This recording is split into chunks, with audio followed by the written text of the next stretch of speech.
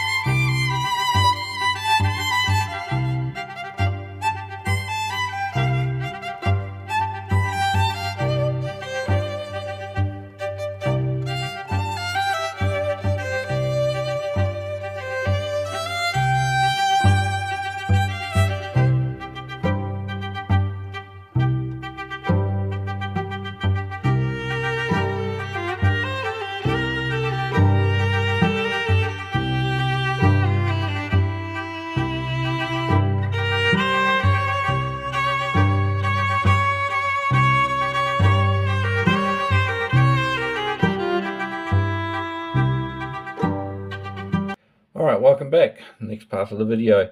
Alright, so this is more or less the finished product. Now, while I can actually give some audio, you noticed I use my hands. Now I find that gives the best effect. If you spray the polyfiller, it limits what sticks to your fingers, so it just allows you just to smooth it out. Now if you try and use like a scraper or a plastering tool, it'll defeat the purpose. When used for modelling and creating landscape and that, you don't want uniformity, you want whatever the opposite is to uniformity, you know. And here, yeah, I definitely will just have that as an exposed rock face, so we'll paint that with a mixture of wet brushing and dry brushing to get like a rock wall effect. But by using your fingers and if you keep it wet, it doesn't actually leave fingerprint imprints. So you just randomly dab backwards and forwards, different directions, different pressures, and actually gives a remarkably good effect. And just get under here, I've got the valance, so I've done that section there as well. So as I said, I only really just filled in the holes and the gaps on top.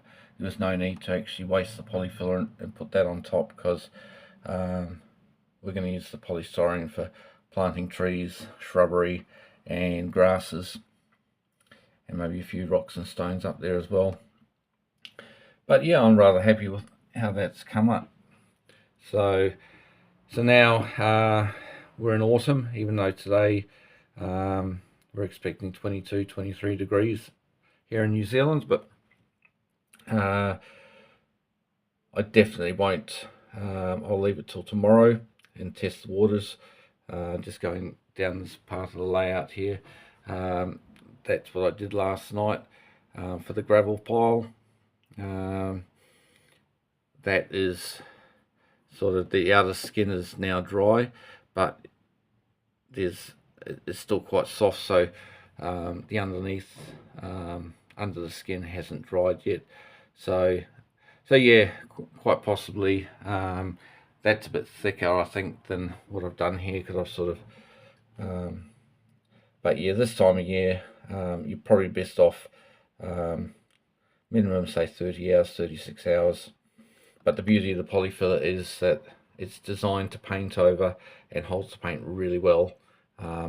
It dries really strong, sticks to the baseboard, sticks to whatever you're wanting to attach it to, forms like a firm rubbery surface, makes it very durable, paintable, and then you can apply all your scents on top. I think it's great. Great way of doing it. Alright, we'll leave the video here and come back in a couple of days and we'll do the next section. Alright guys, thanks for watching my channel. Like and subscribe. Please share my videos. I'm trying to grow my channel. I need another 200 odd subscribers to get to 500, but I need to get my views up. So I don't have a social media presence like some of you guys have, which helps with promoting your channel. Alright guys, thanks so much for your help.